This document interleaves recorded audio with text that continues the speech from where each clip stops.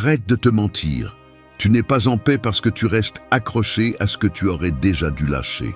Ton esprit reste attaché à des personnes, des souvenirs, des mots qui n'ont jamais été prononcés et des promesses qui n'ont jamais été tenues.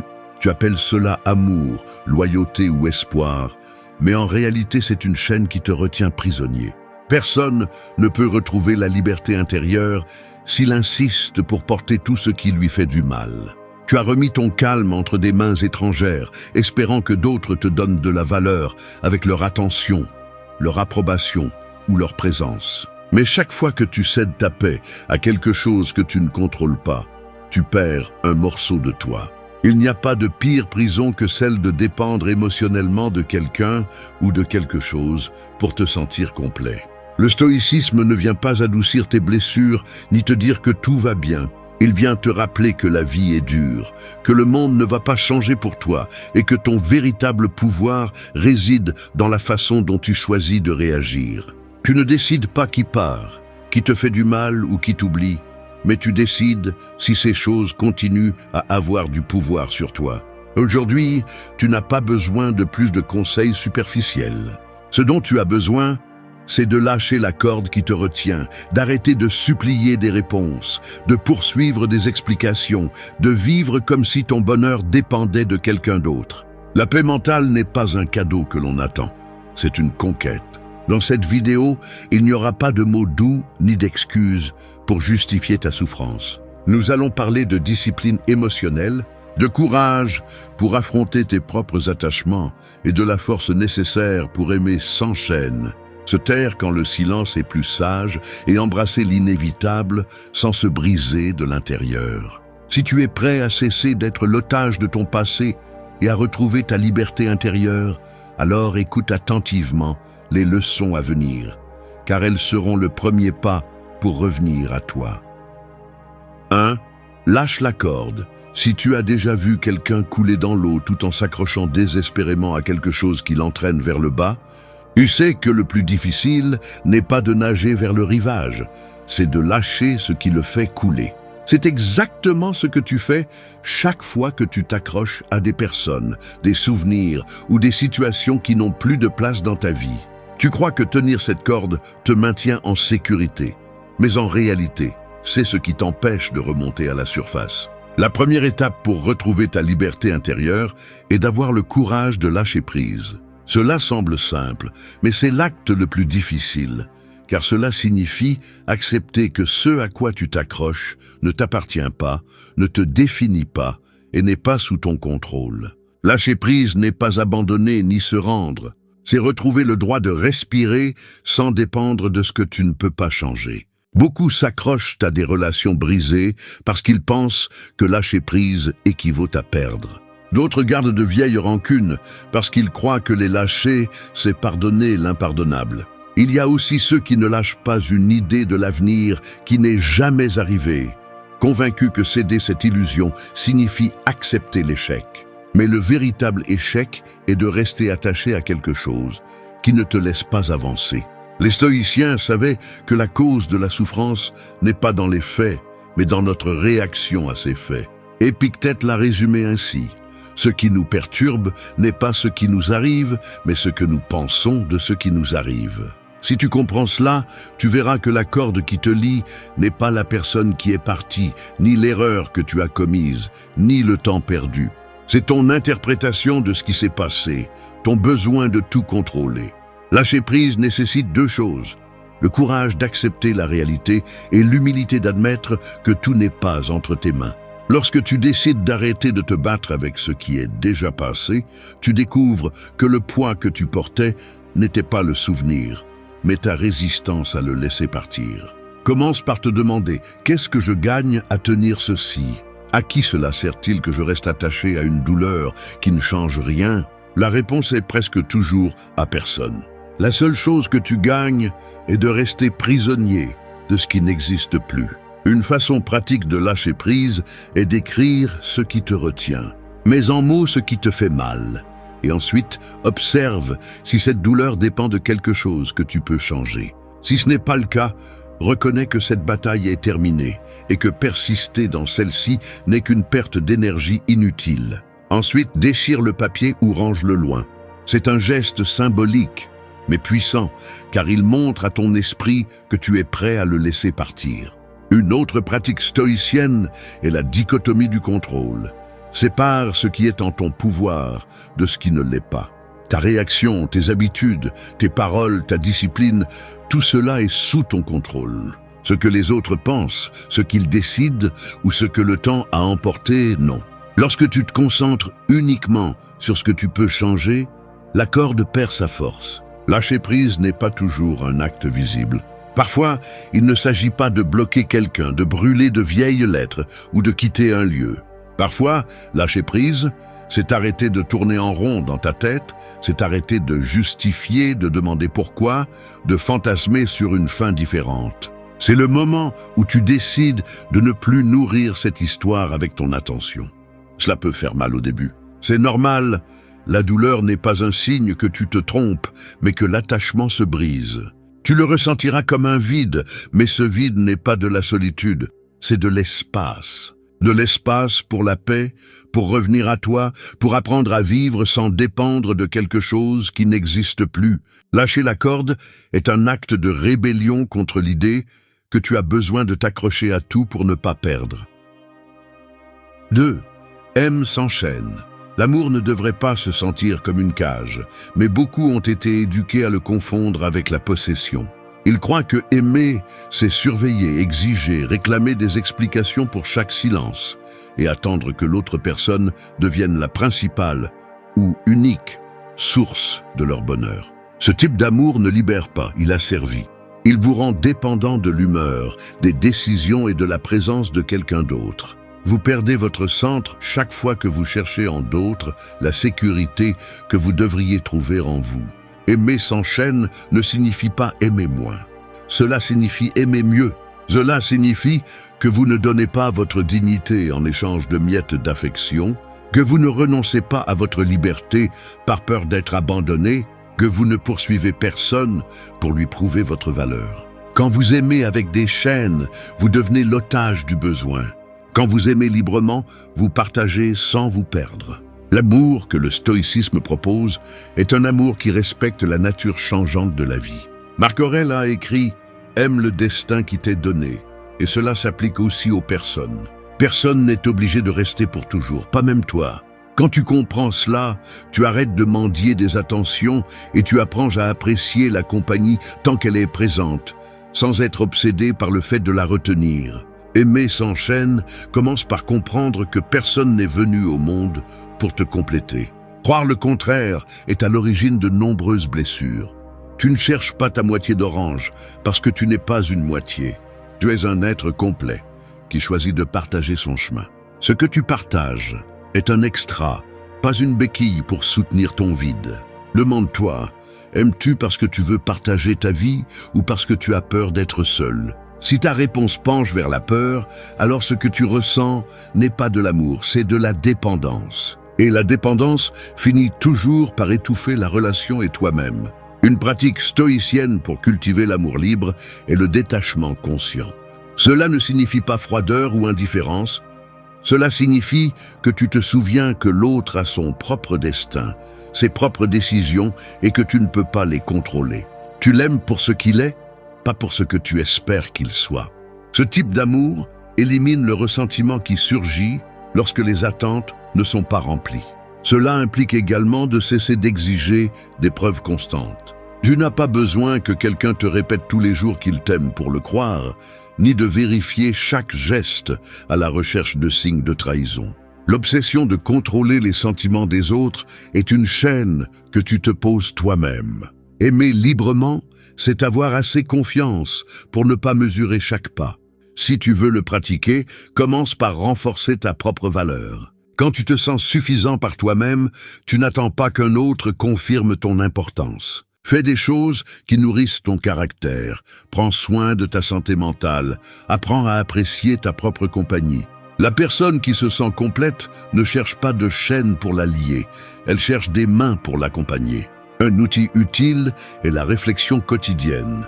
Examine tes émotions envers les personnes que tu aimes. Demande-toi si ce que tu fais pour elles naît de l'affection ou du besoin de les retenir. Si tu découvres que tu agis par peur, arrête-toi et redirige cette énergie vers ta propre croissance. L'amour mature ne naît jamais de la peur. Aimer sans chaîne signifie aussi savoir quand se retirer sans haine ni rancœur. Parfois, aimer mieux, c'est laisser partir. Permettre à l'autre de suivre son chemin même si le tien est différent. S'accrocher juste pour ne pas perdre est une forme d'égoïsme déguisée en dévotion. L'amour libre ne promet pas l'absence de douleur, mais il évite la souffrance inutile.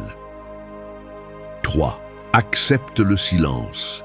Le silence est inconfortable pour celui qui craint de s'écouter lui-même.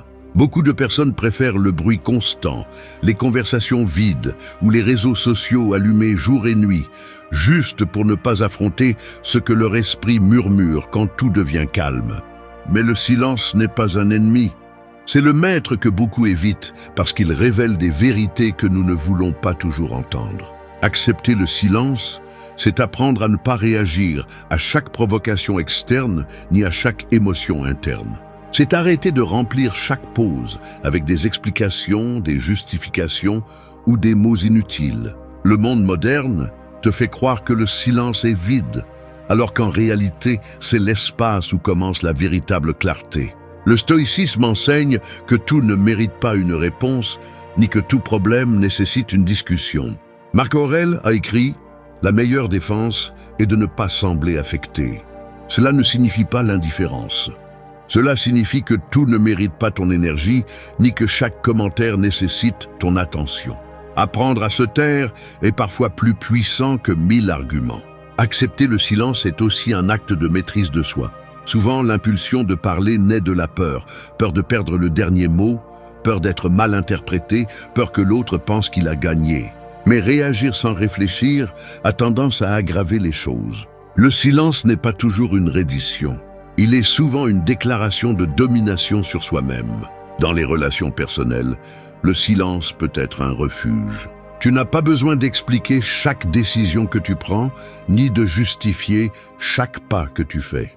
Le besoin constant de donner des explications est une autre chaîne qui vole ta paix. Les personnes qui te respectent vraiment ne demandent pas que tu traduises chaque silence. Elles comprennent que parfois se taire est une façon de protéger ton énergie. Pour pratiquer le silence, commence par observer avant de répondre. Chaque fois que tu ressens l'envie de répondre rapidement, fais une pause. Demande-toi si ce que tu vas dire apporte de la valeur ou satisfait simplement un ego blessé. Cette pause est la porte de la maîtrise de soi. Une autre pratique est de consacrer des moments de la journée à être complètement silencieux, sans distraction ni écran. Au début, cela peut être inconfortable, mais avec le temps, tu découvriras que le silence n'est pas vide. Il est plein de réponses. C'est l'espace où tu peux reconnaître tes émotions sans le bruit externe qui les déforme. Accepter le silence est aussi un outil pour guérir les blessures.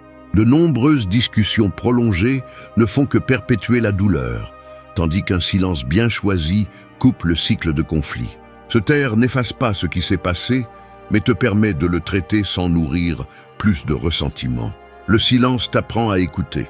Quand tu arrêtes de remplir les espaces avec des mots, tu commences à remarquer ce que les autres communiquent réellement avec des gestes, des tons et des actions. Tu deviens plus conscient, plus présent.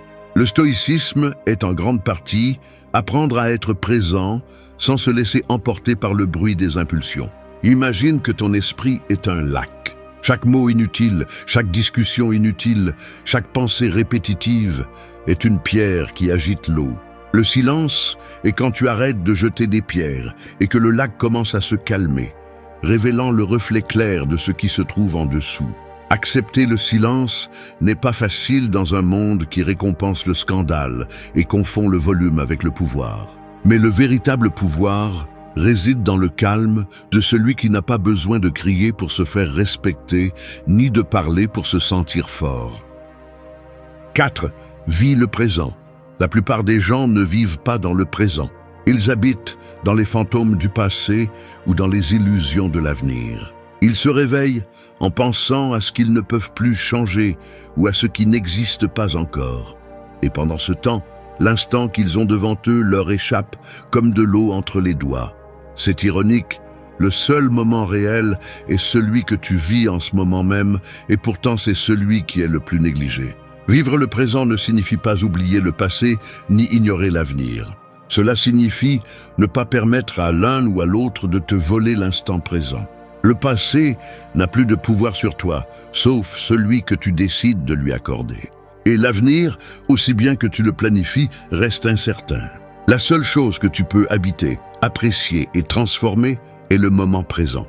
Le stoïcisme insiste sur cette idée parce qu'il savait que l'esprit humain a tendance à s'asservir à ce qui a été et ce qui pourrait être. Marc Aurèle a écrit « La vie de chacun est composée du présent. Ce qui reste est passé ou incertain. » Cette phrase frappe parce qu'elle est vraie. Ce que tu vis aujourd'hui est la seule chose qui t'appartient vraiment. Le problème est que nous confondons souvent nous inquiéter avec nous préparer.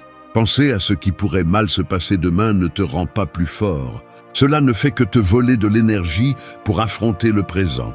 Revivre constamment ce qui s'est déjà passé ne te rend pas plus sage. Cela ne fait que rouvrir des blessures qui devraient être en train de cicatriser. Pour vivre le présent, tu as besoin d'entraîner ton attention. Ce n'est pas un slogan d'auto-assistance. C'est une pratique consciente. Cela signifie que lorsque tu manges, tu manges. Lorsque tu marches, tu marches. Lorsque tu écoutes, tu écoutes. Cela signifie que tu ne vérifies pas ton téléphone pendant que tu parles à quelqu'un, ni que tu fantasmes sur des scénarios futurs pendant que tu apprécies un repas. Une façon d'entraîner cette présence est de t'arrêter plusieurs fois par jour pour te demander « Où suis-je vraiment ?» Dans ce moment ou dans mes pensées. Au début, tu découvriras que tu es presque toujours ailleurs, pris dans des souvenirs, des inquiétudes ou des distractions. Avec de la pratique, tu apprendras à ramener ton attention au présent. Vivre le présent nécessite également d'accepter ce qui se passe sans le décorer d'attentes irréalistes. Tout ne sera pas parfait et c'est bien ainsi. L'insistance à ce que les choses soient différentes de ce qu'elles sont est ce qui génère la souffrance. Lorsque tu apprends à accepter le moment tel qu'il est, tu arrêtes de lutter contre la réalité et tu trouves la paix au milieu du chaos. Imagine que tu es devant un coucher de soleil, mais au lieu de l'admirer, tu penses que tu aimerais être ailleurs, avec une autre personne, ou que le ciel aurait d'autres couleurs. C'est ainsi que nous gaspillons la vie, en perdant ce que nous avons à cause de notre obsession de ce que nous pensons qu'il manque. Les stoïciens enseignaient à se rappeler la brièveté de la vie pour apprécier le présent. La pratique du memento mori n'était pas morbide, mais libératrice. Te rappeler que le temps est fini te fait arrêter de remettre la vie à plus tard. Chaque moment que tu laisses passer en t'inquiétant de ce que tu ne contrôles pas est un moment qui ne revient pas. Tu dois aussi apprendre à lâcher l'attente que l'avenir apportera le bonheur que tu n'as pas maintenant. Si tu n'es pas capable de le trouver dans ce que tu as déjà, il est peu probable qu'il apparaisse avec quelque chose de nouveau. La paix mentale n'est pas une destination à laquelle tu arriveras un jour. C'est une façon de marcher aujourd'hui. Vivre le présent ne te rend pas irresponsable envers l'avenir, ni insensible au passé. Cela te rend conscient que la vie n'est pas dans ce qui est déjà parti, ni dans ce que tu rêves qui viendra, mais dans ce que tu respires et décides en cet instant. 5. Maîtrise tes émotions. Le véritable ennemi n'a jamais été le monde extérieur. Il a toujours été la tempête qui se forme en toi lorsque quelque chose ne se passe pas comme prévu. Ce n'est pas l'offense qui détruit ta paix, mais la colère que tu choisis de nourrir. Ce n'est pas la perte qui te brise, mais la peur du vide que tu imagines ensuite. La plupart de la souffrance humaine ne provient pas des faits, mais du manque de maîtrise des émotions que ces faits éveillent. Maîtriser les émotions ne signifie pas les réprimer ni prétendre qu'elles n'existent pas.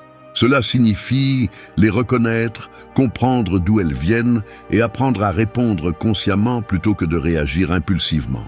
Les émotions sont des messagères. Elles viennent te dire quelque chose. Mais si tu les laisses prendre le contrôle, elles deviennent des tyrans qui prennent des décisions pour toi. Le stoïcisme enseigne que tu ne contrôles pas ce qui se passe, mais comment tu y réponds. Cette phrase, qui semble simple, est l'une des vérités les plus libératrices que tu peux accepter. Tu ne peux pas empêcher qu'il pleuve, mais tu peux décider si tu te mouilles de ressentiment ou si tu ouvres le parapluie de la sérénité. Lorsque tu perds le contrôle émotionnel, tu cèdes ton pouvoir à l'extérieur, aux paroles des autres, à leurs opinions, aux imprévus. Tu vis à la merci du climat du monde et non de l'équilibre de ton esprit. Et une personne qui se laisse emporter par chaque vague est incapable de maintenir le cap vers ses objectifs. Maîtriser tes émotions est un acte de maturité. C'est te dire à toi-même, je ne vais pas réagir immédiatement juste parce que mon ego a été blessé. C'est apprendre à faire une pause avant de répondre, à respirer avant d'exploser, à observer la pensée avant de la croire. Un exercice pratique est la pause consciente. Chaque fois que tu sens que la colère, la peur ou la tristesse prennent le contrôle, arrête-toi. Compte lentement jusqu'à 10, respire profondément et demande-toi « Que me dit cette émotion ? Ai-je vraiment besoin d'agir en ce moment ou puis-je attendre de penser clairement ?» Cette pause est généralement suffisante pour éviter des paroles que tu regretterais plus tard. Un autre outil est l'écriture. Tenir un journal émotionnel n'est pas un passe-temps.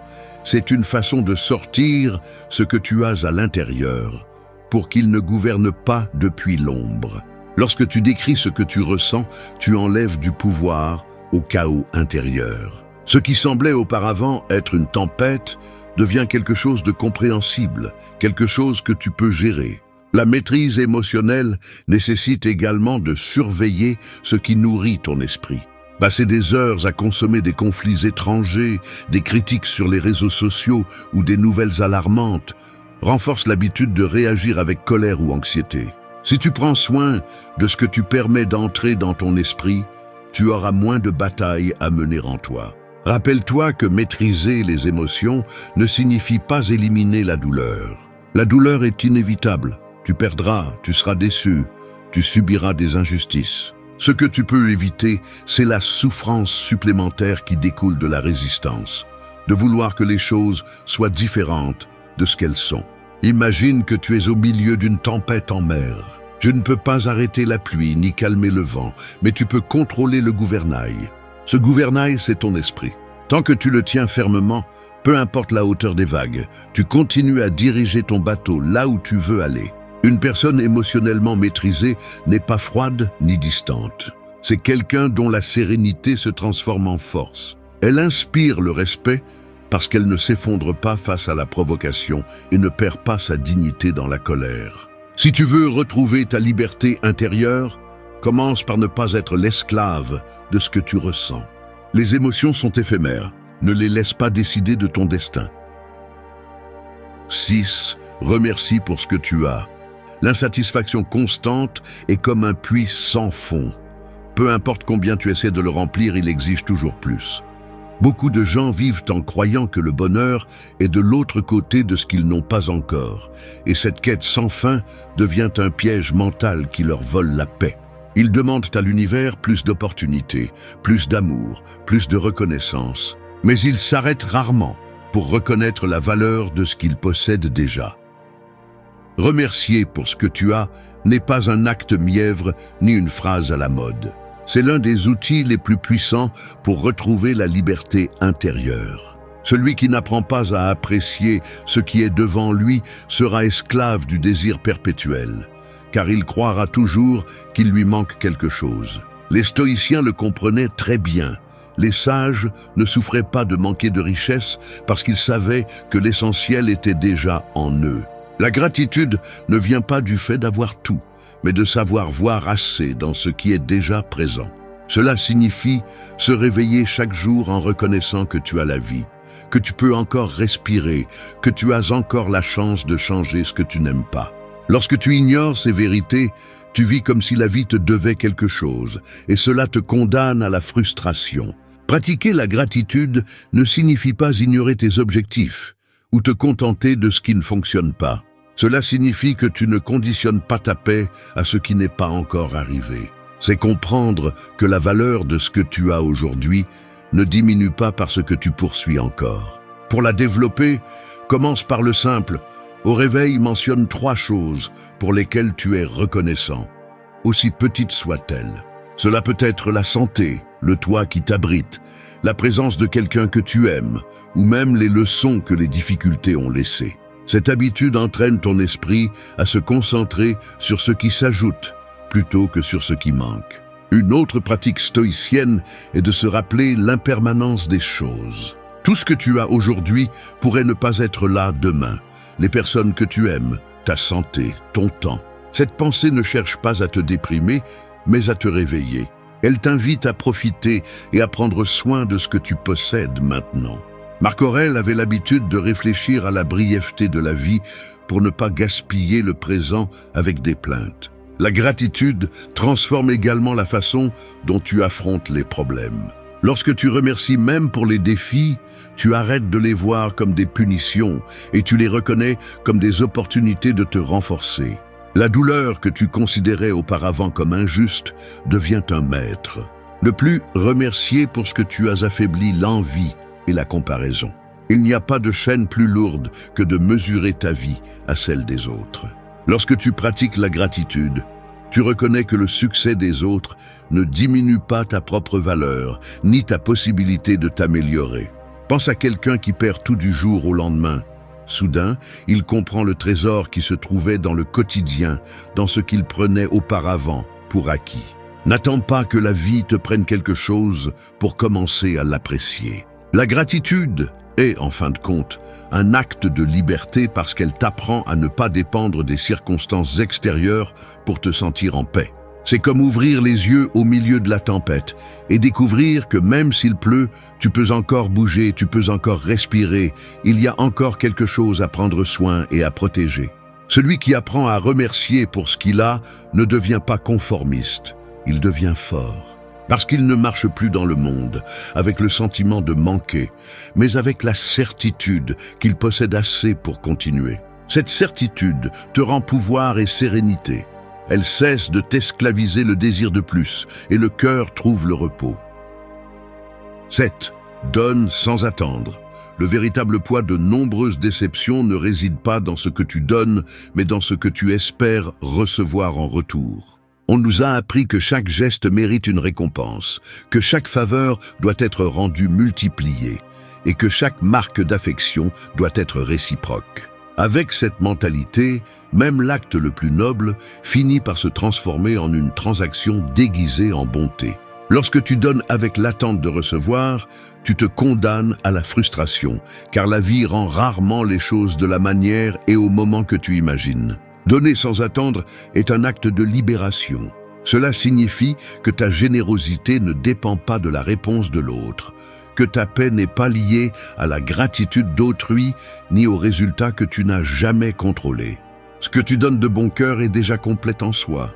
Il n'a pas besoin de validation externe. Le stoïcisme nous rappelle que les actes vertueux ont de la valeur pour ce qu'ils sont, pas pour les applaudissements qu'ils reçoivent.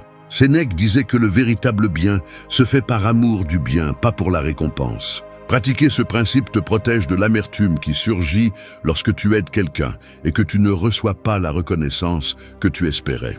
Lorsque tu donnes en espérant recevoir, ton intention cesse d'être authentique. Même l'affection peut devenir une forme de manipulation déguisée, car tu cherches à influencer l'autre pour qu'il te rende quelque chose. Cette dépendance émotionnelle empoisonne les liens et transforme le don en un contrat invisible qui se brise tôt ou tard.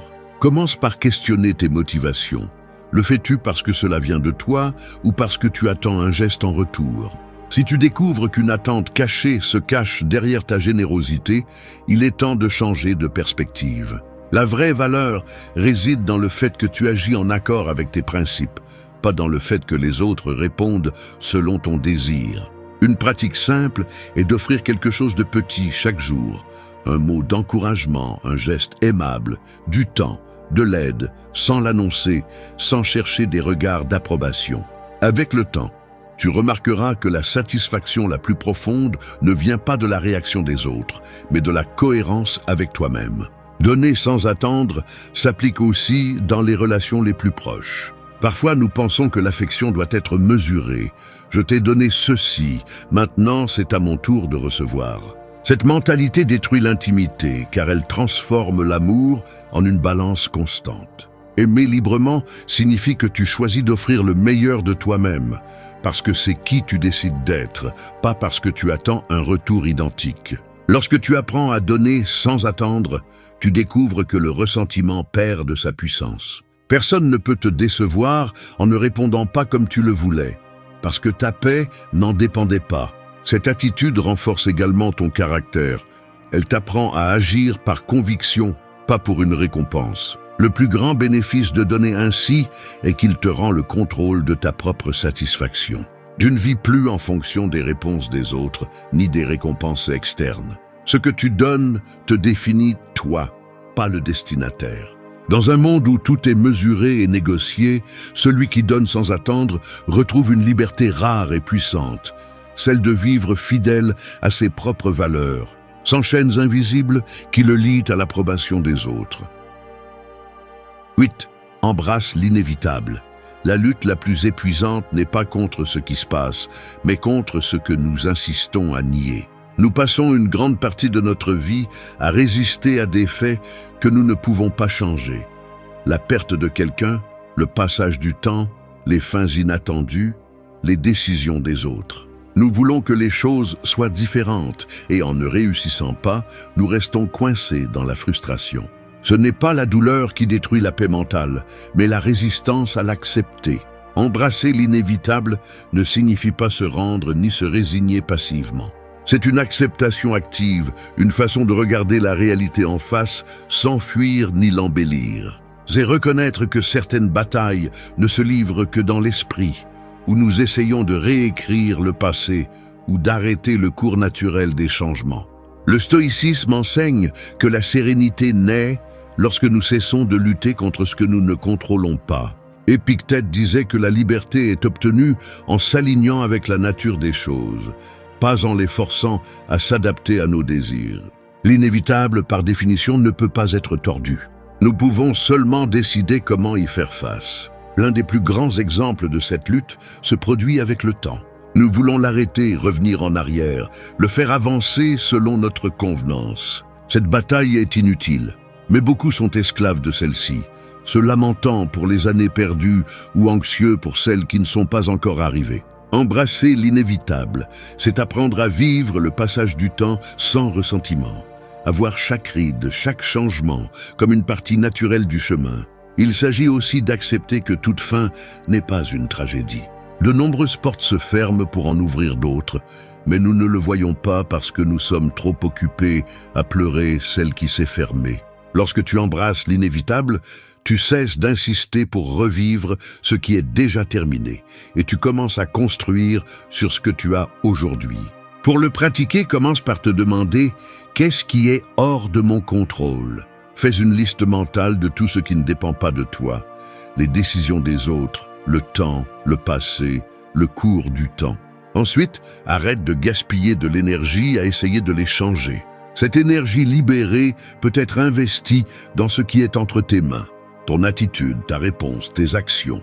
Embrasser l'inévitable signifie aussi lâcher la fantaisie de la justice immédiate. La vie ne sera pas toujours juste selon tes normes, et exiger qu'elle le soit ne fait que prolonger la souffrance. La véritable force réside dans le maintien de ta dignité même, lorsque le monde ne joue pas en ta faveur. Il est essentiel de ne pas confondre l'acceptation avec l'insensibilité. Accepter n'est pas devenir insensible. C'est se permettre de ressentir la douleur sans y rester. C'est pleurer ce qui fait mal et ensuite continuer à marcher, sachant que s'accrocher à ce qui ne peut pas être changé, c'est porter une pierre qui empêche d'avancer. La paix mentale ne vient pas d'un monde sans problème, mais d'apprendre à ne pas se briser face à l'inévitable. Celui qui l'embrasse cesse de gaspiller son énergie dans des combats qu'il ne peut pas gagner et l'investit dans la construction de ce qu'il peut transformer. C'est la véritable liberté. Cesser d'être prisonnier de ce qui n'a jamais été sous ton contrôle. Arrête de te tromper. Ce n'est pas le monde qui te brise, c'est ton esprit qui abandonne en premier. Ce ne sont pas les problèmes qui te détruisent, mais la façon dont tu réagis face à eux.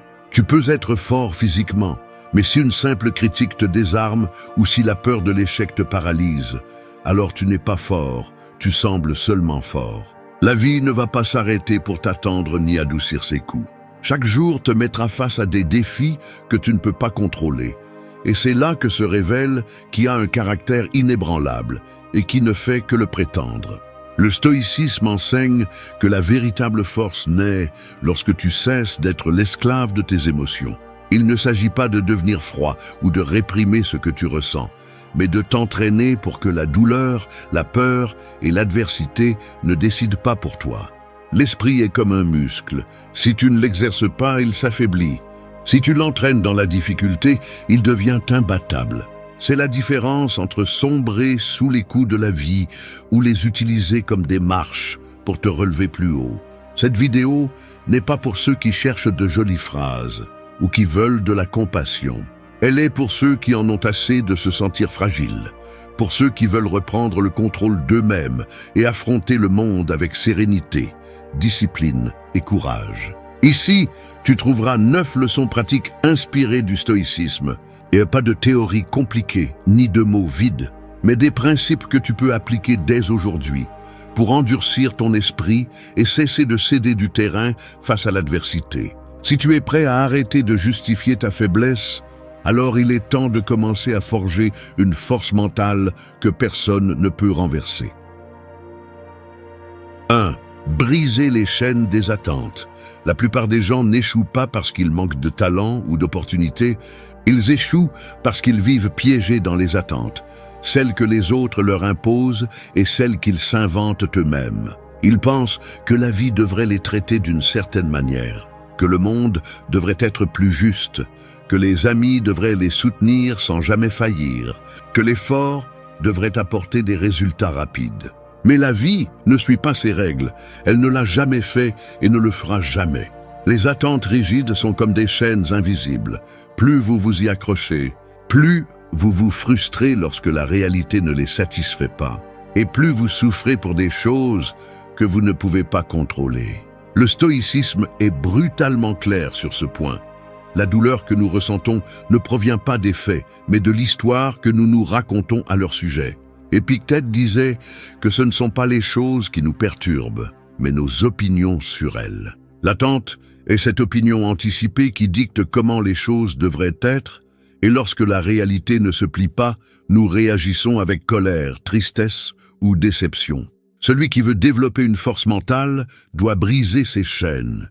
Il doit apprendre à accepter le monde tel qu'il est, pas comme il aimerait qu'il soit.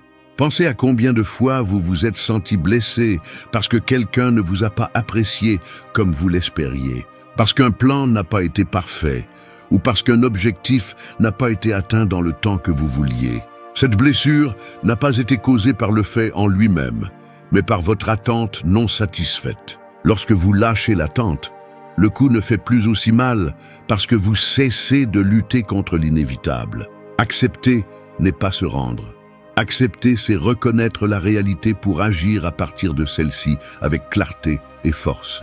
Briser les attentes ne signifie pas renoncer à avoir des rêves ou des standards. Cela signifie arrêter d'exiger que le monde s'adapte à votre scénario. Cela signifie avancer avec des objectifs clairs mais flexibles face aux résultats, parce que vous savez que la seule chose qui est sous votre contrôle sont vos actions, pas le résultat. Cette mentalité vous donne un énorme avantage, tandis que d'autres se frustrent parce que les choses ne se passent pas comme elles devraient. Vous restez serein et concentré sur ce que vous pouvez faire maintenant. Imaginez que vous vous entraînez pour une compétition et, le jour de l'événement, il pleut des cordes. La plupart se plaignent, il ne devrait pas pleuvoir justement aujourd'hui. Vous, en revanche, vous vous adaptez parce que vous n'attendez pas que le climat s'adapte à vous. C'est la liberté que vous donne le fait de lâcher les attentes, le pouvoir d'agir calmement, quel que soit le scénario. C'est ainsi que l'on commence à forger un esprit inébranlable parce que la déception perd sa force sur vous. Le conseil pratique est simple mais puissant. Chaque fois que vous remarquez que vous souffrez de quelque chose, demandez-vous quelle attente non satisfaite alimente cette souffrance. Faites-en une habitude. Reconnaissez-le et lâchez-le. Répétez pour vous, je ne contrôle pas les faits, je contrôle ma réponse. Cela ne fait pas seulement diminuer la souffrance inutile, mais cela vous permet aussi de réagir avec plus d'intelligence face aux défis réels. La force mentale commence lorsque vous acceptez que le monde ne vous doit rien et que les gens agiront comme ils le choisiront, pas comme vous le voudriez. En lâchant ce fardeau illusoire, vous vous libérez pour vous concentrer sur ce que vous pouvez vraiment améliorer. Vos décisions, votre discipline, votre caractère. Les attentes brisées ne vous couleront pas si vous comprenez qu'elles n'étaient jamais des promesses. Elles n'étaient que des illusions que vous avez décidé de lâcher. C'est le premier pas pour durcir l'esprit, briser les chaînes que vous avez créées vous-même. 2. Laisse derrière toi le passé qui te limite. Le passé est comme une ombre. Peu importe combien tu avances, il semble toujours te suivre. Mais ce n'est pas l'ombre qui te retient. C'est ton habitude de regarder en arrière pendant que tu essaies d'avancer. Beaucoup de gens n'échouent pas par manque d'opportunités, mais parce qu'ils portent trop de bagages émotionnels, anciens reproches, ressentiments, erreurs qu'ils répètent dans leur tête encore et encore. Et bien que le passé ne puisse pas te toucher physiquement, il a la capacité de paralyser ton présent si tu lui donnes du pouvoir sur toi. Le stoïcisme enseigne que le temps le plus précieux est celui que tu as maintenant, pas celui qui est parti. Marc Aurèle a écrit que personne ne peut revenir en arrière.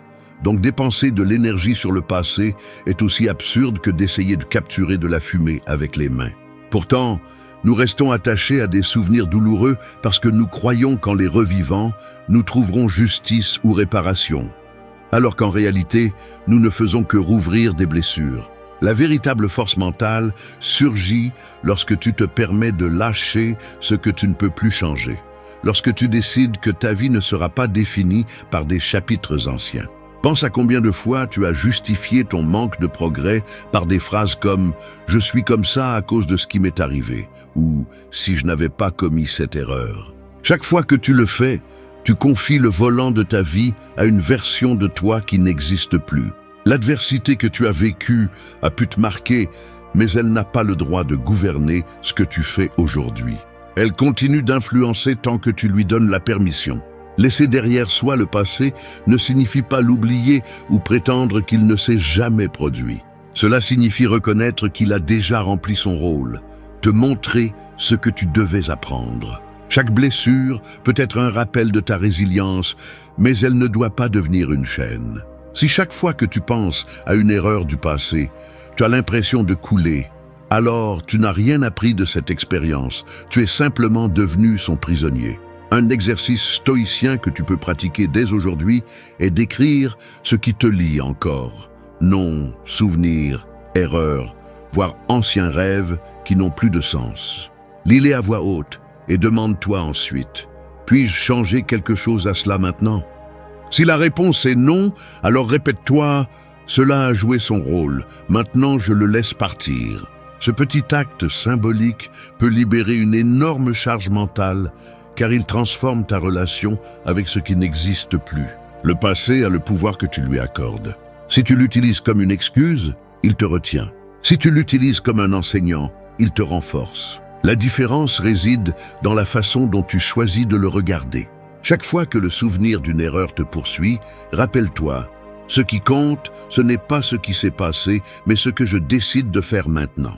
Cette phrase est une ancre qui te ramène au présent, qui est le seul terrain sur lequel tu as le contrôle. Un esprit inébranlable ne se définit pas par les coups qu'il a reçus, mais par sa capacité à continuer à marcher sans regarder en arrière, avec ressentiment. Lâche ce que tu ne peux plus changer et avance plus légèrement, car c'est la seule façon de construire un avenir qui ne soit pas une copie de ton passé. 3. Entraîne ton esprit à tout résister. La plupart des gens se concentrent sur l'entraînement du corps, mais négligeant le véritable champ de bataille, l'esprit. Le corps se fatigue, se courbe avec l'âge, mais un esprit fort peut te soutenir même lorsque le corps ne répond plus. Ce qui défait les gens n'est pas la fatigue physique, mais la reddition mentale. Avant que quelqu'un abandonne un rêve, son esprit l'a fait bien avant. Et c'est là que le stoïcien fait la différence. Tandis que d'autres cherchent le confort, le stoïcien s'entraîne dans l'inconfort pour devenir imperturbable. L'esprit, tout comme les muscles, se renforce avec l'effort constant. Si tu fuis toujours la douleur, le froid, le silence inconfortable ou les émotions difficiles, tu ne développeras jamais la résistance nécessaire pour supporter ce que la vie te lancera inévitablement. Marc Aurèle a fait face à des trahisons, des guerres, des pestes et la perte de ses enfants. Mais sa sérénité est restée intacte parce qu'il a entraîné son esprit à ne pas se briser face à la douleur. C'est le niveau de force auquel nous aspirons. Résister non pas parce que le monde est gentil, mais parce que tu t'es préparé pour les assauts. Commence par quelque chose de basique. Dérange ton esprit volontairement. Lève-toi plus tôt que tu ne le voudrais. Termine ce que tu as commencé, même si tu n'en as pas envie. Garde le silence quand tu voudrais discuter. Refroidis ton corps avec des douches d'eau froide pour te rappeler que tout ne doit pas être agréable. Chaque petit défi est une brique de plus dans les murs de ta forteresse intérieure. Il ne s'agit pas de devenir insensible, mais d'apprendre à ce que l'inconfort ne te contrôle pas. Tu dois aussi entraîner ton esprit à tolérer l'incertitude. Beaucoup de gens sombrent, non pas à cause de ce qui se passe, mais à cause de l'anxiété de ne pas savoir ce qui va se passer. C'est là que la pratique stoïcienne du détachement du résultat devient ta plus grande arme. Fais ce qui est sous ton contrôle et accepte ce qui ne dépend pas de toi. Cette habitude empêche ton esprit de s'épuiser à lutter contre des fantômes. Un esprit fort ne se laisse pas non plus manipuler par les émotions du moment. Lorsque la colère, la peur ou la tristesse tentent de t'entraîner, arrête-toi et observe-les comme si elles étaient des nuages passant devant un ciel immense.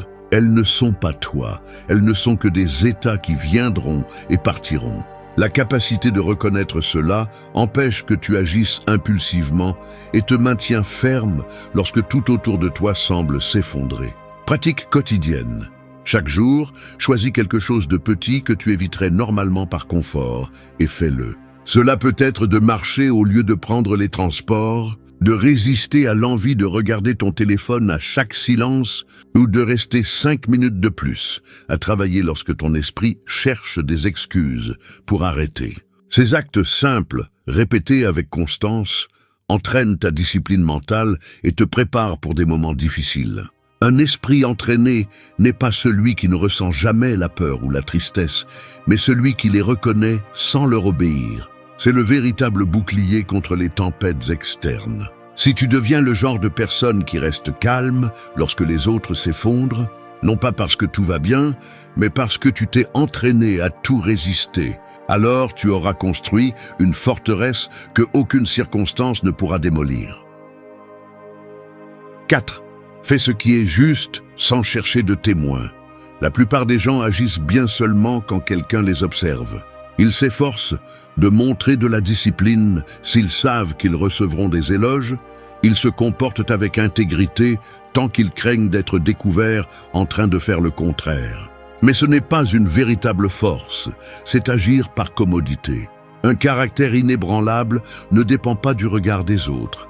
Il se forge dans les moments silencieux, quand il n'y a pas d'applaudissements, ni de caméra, ni personne pour te récompenser d'avoir choisi ce qui est juste. Le stoïcisme enseigne que le seul juge qui devrait t'importer est ta propre conscience. Sénèque a écrit que le plus grand est d'agir bien même si personne ne le sait. La plupart cherchent la reconnaissance parce qu'ils ont encore besoin de validation externe pour se sentir précieux. Mais celui qui se gouverne lui-même n'agit pas pour plaire. Il agit parce qu'il sait que chaque décision façonne son caractère. Et ce caractère, et non l'approbation externe, est ce qui définit ta véritable valeur. Pense à la force qu'il faut pour dire la vérité, même si elle est inconfortable. Pour tenir parole, même si personne ne le remarque. Pour accomplir ton devoir, même si le mérite revient à un autre. C'est ça, le pouvoir intérieur. Quand tu fais ce qui est juste en silence, tu deviens quelqu'un de fiable, solide, difficile à corrompre. Et même si les autres ne le voient pas tout de suite, tu sais que tu n'as pas trahi tes principes et cette certitude donne une paix que personne ne peut te prendre. Le problème de vivre pour être vu est que cela te rend prisonnier des attentes des autres. Tu te fatigues à essayer de maintenir une image impeccable et tôt ou tard tu t'effondres. En revanche, Celui qui agit par conviction n'a pas besoin de maintenir des masques.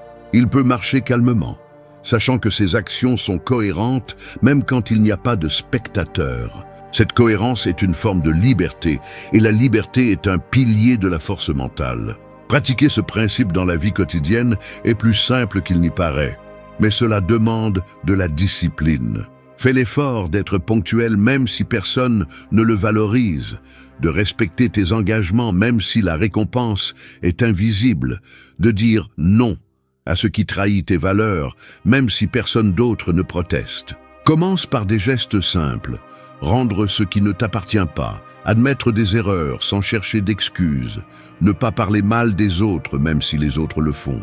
Chaque action silencieuse d'intégrité est une brique qui renforce le mur de ton esprit. Le véritable pouvoir n'est pas d'être admiré, mais de vivre sans peur d'être découvert, parce que tu n'as rien à cacher. Quand tu agis avec droiture, même dans l'invisible, tu gagnes une confiance interne que ni la critique ni la calomnie ne peuvent briser. C'est ce type de force qui distingue ceux qui prétendent être fermes de ceux qui le sont vraiment.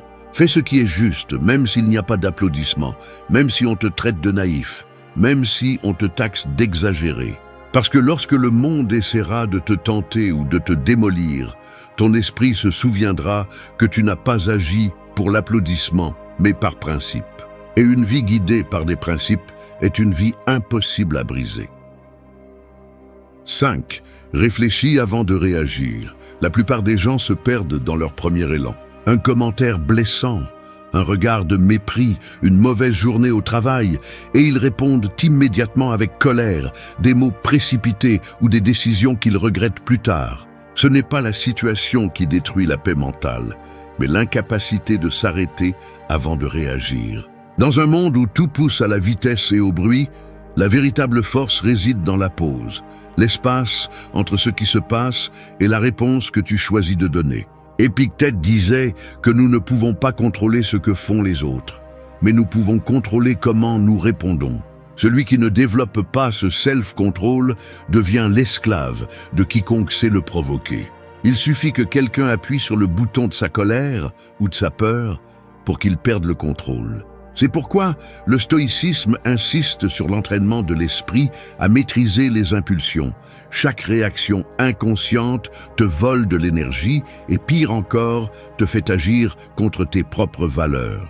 Imagine qu'on te jette une étincelle allumée. Elle n'est pas dangereuse tant que tu ne lui donnes pas de combustible. Il en va de même pour les offenses ou les problèmes. Ils ne te détruisent pas par ce qu'ils sont, mais par le feu que tu leur ajoutes avec ta réaction.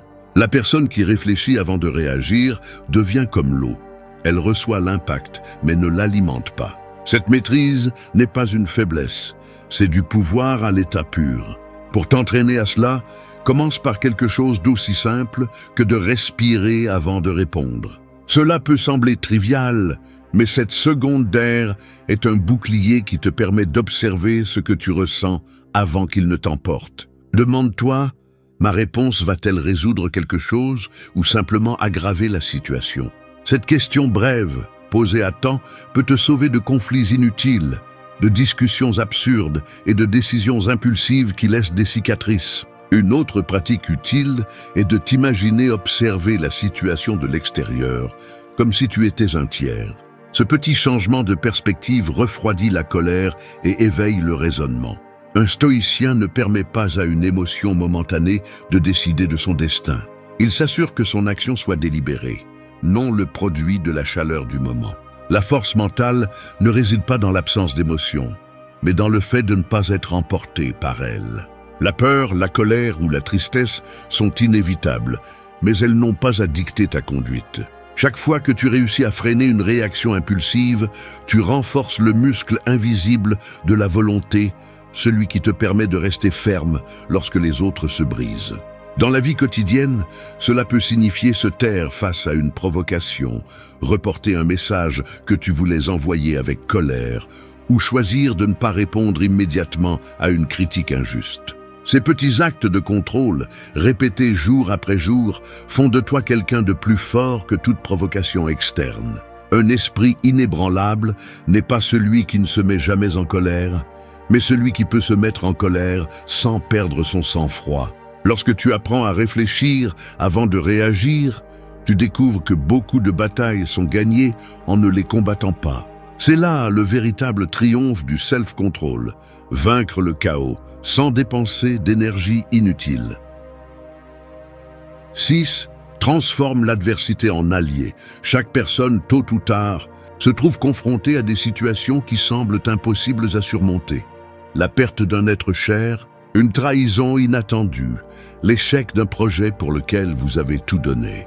Il est habituel de se demander pourquoi le monde semble être contre vous, de tomber dans la plainte ou de se rendre face à la douleur. Mais c'est là que se mesure la véritable force. Il ne s'agit pas d'éviter la souffrance, mais de la transformer en un carburant qui stimule votre croissance. Le stoïcisme soutient que les obstacles ne sont pas des ennemis, ils font partie du chemin.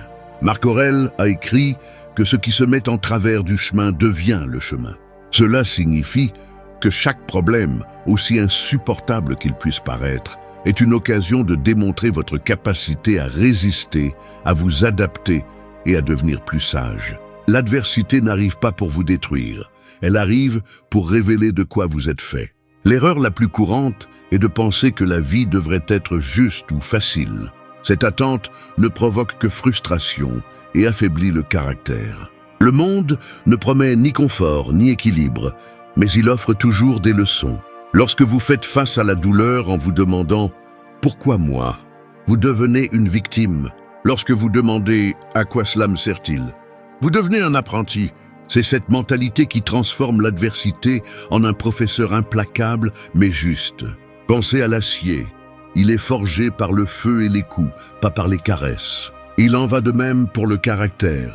Chaque coup de la vie est une occasion de vous forger plus fort, plus discipliné, plus serein. Celui qui fuit les défis finit par être fragile, car il n'a jamais développé de résistance. En revanche, celui qui les affronte sans se victimiser accumule des cicatrices qui ne l'affaiblissent pas, mais le rendent plus fort. Une pratique essentielle pour appliquer cette leçon est de changer le langage interne. Au lieu de dire « cela m'a ruiné », répétez « cela m'a entraîné ». Au début, cela semble forcé, mais avec le temps, votre esprit cesse de voir les difficultés comme des punitions et commence à les voir comme des épreuves à surmonter. Ce simple changement de perspective réduit la souffrance inutile et vous donne la clarté pour agir. Il est également crucial de se rappeler que toute douleur n'est pas un signe que quelque chose ne va pas. Souvent, c'est simplement le prix du progrès. Le corps souffre après un bon entraînement, mais cette douleur annonce la croissance. L'esprit souffre lorsqu'il est confronté à des vérités inconfortables, mais ce malaise indique la maturité. Si vous évitez tout ce qui est inconfortable, vous restez faible. Une autre habitude pratique est d'analyser chaque crise avec froideur. Écrivez ce qui s'est passé, ce que vous pouvez contrôler et ce que vous ne pouvez pas. Ensuite, décidez d'agir uniquement sur ce qui dépend de vous. Cette stratégie évite que vous ne vous consumiez en plaintes inutiles et dirige votre énergie vers des solutions réelles. Le pouvoir de transformer l'adversité en allié ne réside pas dans l'amour de la souffrance, mais dans la compréhension que chaque obstacle apporte une opportunité de se renforcer. La différence entre quelqu'un qui se brise et quelqu'un qui se relève réside dans l'attitude avec laquelle il affronte la difficulté. Lorsque la douleur frappe, gardez la tête haute et souvenez-vous, vous n'êtes pas venu pour vivre une vie sans problème, vous êtes venu pour devenir plus fort en les affrontant. Chaque blessure peut être une médaille si vous décidez d'en tirer des leçons. C'est le chemin de ceux qui ne se plient pas. Ils n'attendent pas que le monde change. Ils changent face au monde et en font leur propre terrain d'entraînement. 7. Prends le contrôle absolu de ton temps. Le temps est la ressource la plus précieuse que tu possèdes, mais aussi la plus gaspillée.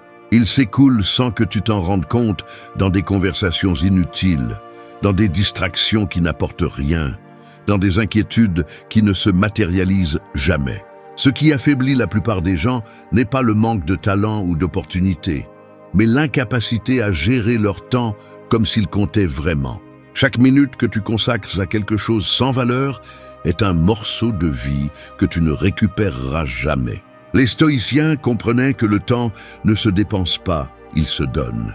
Sénèque avertissait que nous ne sommes pas conscients de la brièveté de la vie, parce que nous vivons comme si elle était infinie. Chaque jour qui passe est une pièce de monnaie qui ne revient jamais. C'est pourquoi le gaspiller en futilité est l'un des plus grands actes d'autodestruction. Un caractère fort se construit avec discipline. Et la discipline commence par savoir à quoi tu consacres tes heures. Le problème n'est pas l'horloge, mais les excuses que nous lui donnons. Je n'ai pas le temps signifie souvent « je ne sais pas prioriser » ou « je préfère me distraire plutôt que de faire face à ce qui est important ». Celui qui n'a pas le contrôle de son agenda ne peut pas avoir le contrôle de son esprit, car il vit en réagissant à ce que le monde lui impose. En revanche, celui qui décide consciemment de ce qui mérite de l'espace dans sa journée commence à reprendre le contrôle de sa vie.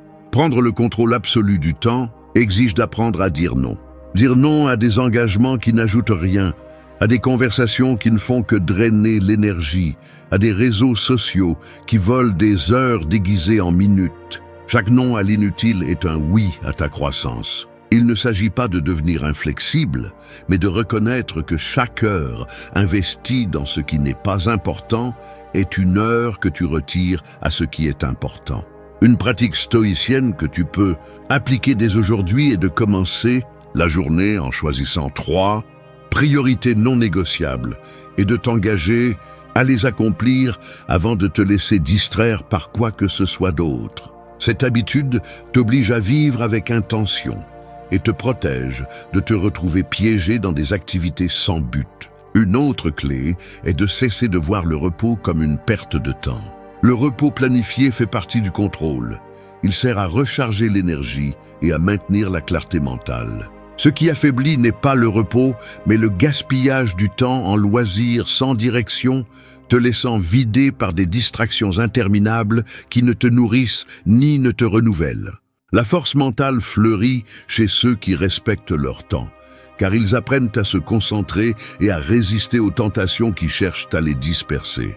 Lorsque ton agenda reflète tes valeurs, chaque jour devient une déclaration de qui tu es et de ce que tu priorises. Ne blâme pas le destin ou le manque d'opportunités.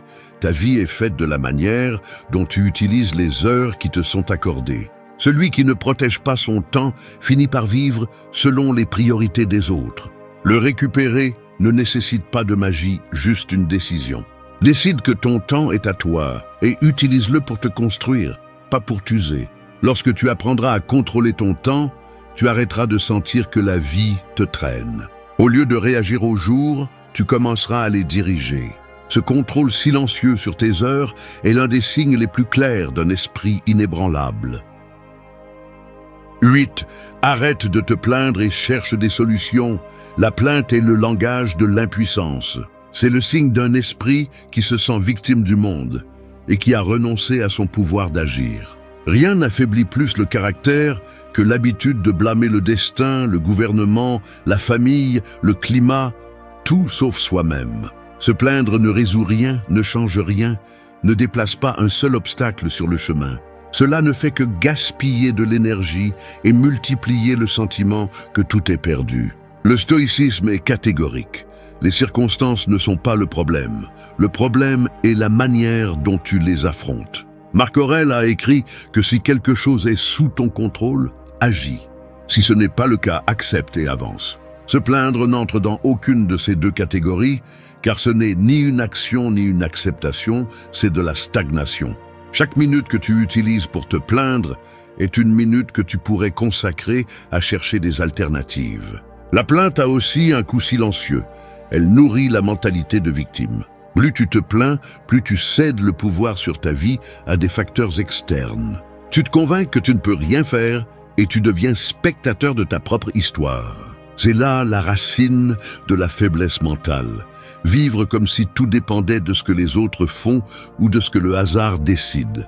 Celui qui décide d'arrêter de se plaindre reprend le contrôle de son énergie et commence à l'utiliser de manière productive. Au lieu de dire « c'est injuste », il se demande « que puis-je faire avec ce que j'ai devant moi ?» Cette simple question change la direction de tes pensées. Elle les sort de la frustration et les concentre sur les possibilités. Pratiquer ce principe nécessite une attention quotidienne. Chaque fois que tu remarques que tu vas te plaindre, arrête-toi et demande-toi, cette plainte va-t-elle changer quelque chose? Si la réponse est non, remplace-la par un plan, même petit, une étape, une décision, une action concrète. Cela peut être d'apprendre une compétence, de demander de l'aide, de réorganiser tes priorités ou simplement d'accepter ce qui ne peut pas être changé. Ce changement d'habitude transforme lentement ta mentalité. Un autre aspect important est de t'entourer de personnes qui évitent également la plainte vide. L'environnement influence plus que nous le pensons. Si tout le monde autour de toi se plaint, il est facile de tomber dans le même piège. Cherche des conversations qui tournent autour des solutions, pas des lamentations. Cette atmosphère te rappellera que l'accent doit être mis sur l'avancement, pas sur le fait de sombrer ensemble. Arrêter de se plaindre ne signifie pas ignorer les problèmes, ni prétendre que tout va bien. Cela signifie reconnaître que ta voix a plus de valeur quand elle propose que quand elle se lamente. Cela signifie choisir le rôle de protagoniste plutôt que de victime. Un esprit inébranlable ne perd pas de temps à crier sur le destin. Il agit même en silence, parce qu'il sait que la plainte ne soulage pas le fardeau ni n'ouvre de chemin. Chaque fois que tu choisis le silence actif de chercher des solutions plutôt que de te plaindre, tu durcis ton caractère et renforces ton contrôle sur la vie. La force ne se démontre pas par des mots de protestation, mais par des décisions qui transforment la réalité. Celui qui arrête de se plaindre, arrête de gaspiller son énergie et la dirige vers le seul endroit où elle peut faire la différence, ses propres actions. 9. La véritable grandeur réside dans la constance. Le monde admire les grandes réalisations, mais célèbre rarement l'effort silencieux qui les rend possibles. Beaucoup pensent que la grandeur naît d'un moment d'inspiration ou d'un coup de chance, mais en réalité, elle naît des habitudes répétées jour après jour, même lorsqu'il n'y a pas de motivation, même lorsque personne n'applaudit. Ce qui sépare ceux qui atteignent ce qu'ils se proposent de ceux qui restent dans les promesses, c'est la constance, pas le talent ni les circonstances. Le stoïcisme enseigne que la discipline quotidienne est plus puissante que les impulsions occasionnelles. Sénèque disait que la chance est ce qui se produit lorsque la préparation rencontre l'opportunité. Cette préparation n'apparaît pas de nulle part. Elle se construit dans les petits actes qui semblent insignifiants mais qui, ajoutés, créent des résultats extraordinaires. La grandeur n'est pas un événement, c'est une conséquence. L'erreur commune est d'attendre de ressentir de la motivation pour agir. La motivation est volatile. Elle apparaît lorsque tout semble facile et disparaît juste au moment où vous en avez le plus besoin. En dépendre, c'est comme essayer d'allumer un feu avec des étincelles de pluie. Cela ne dure pas assez longtemps pour maintenir la chaleur. Ce qui maintient la flamme du progrès, c'est la constance.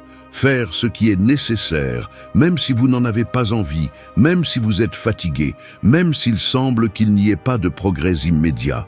Pensez à l'eau qui tombe sur la roche.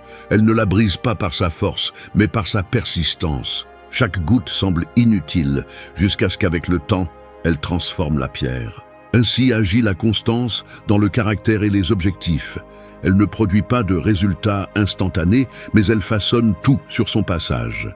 Celui qui comprend cela cesse d'être obsédé par les résultats rapides et commence à apprécier le processus. Une pratique qui peut changer votre vie est de fixer de petits objectifs quotidiens et de les atteindre sans excuse. Il ne s'agit pas de vous promettre de grandes transformations du jour au lendemain, mais de gagner du terrain constamment. Si vous décidez de lire 20 pages chaque soir, de faire de l'exercice 30 minutes à l'aube ou d'écrire une idée chaque jour, cela semblera peu, mais au bout de quelques mois, vous remarquerez que ces actions ont accumulé un progrès immense. La constance implique également de résister à la tentation d'abandonner lorsque vous ne voyez pas de résultats immédiats. Beaucoup abandonnent juste avant que la discipline ne porte ses fruits parce qu'ils confondent lenteur avec échec. C'est là que la pensée stoïcienne intervient. Accepter que les changements précieux nécessitent du temps et que l'effort soutenu est un investissement, pas une perte. Un autre point clé est d'apprendre à vous pardonner pour les faux pas sans abandonner le chemin. La constance ne signifie pas la perfection. Elle signifie revenir sur la bonne voie chaque fois que vous déviez. Une erreur ne détruit pas votre progrès si vous décidez de reprendre le pas. Un esprit inébranlable ne se forme pas lors des jours faciles, mais lors de ceux où vous continuez malgré la fatigue et le manque d'enthousiasme. La véritable grandeur n'est pas explosive ni immédiate. Elle est silencieuse, patiente et ferme. Celui qui cultive la constance développe une force intérieure qui n'a pas besoin de démonstration. Elle parle par les résultats qu'elle accumule au fil du temps. La grandeur ne se mesure pas par les rêves que vous avez, mais par votre capacité à rester constant sur le chemin, peu importe la lenteur de votre progression. C'est le signe le plus clair d'une volonté qui ne se brise pas. Merci d'être resté jusqu'à la fin de la vidéo. Si vous avez tout vu, commentez « Je suis stoïcien » comme notre signe secret, indiquant que vous êtes un véritable apprenant du stoïcisme. N'oubliez pas de vous abonner et de liker la vidéo si elle vous a plu. Rendez-vous dans la prochaine vidéo et rappelez-vous, continuez à cultiver votre esprit stoïque.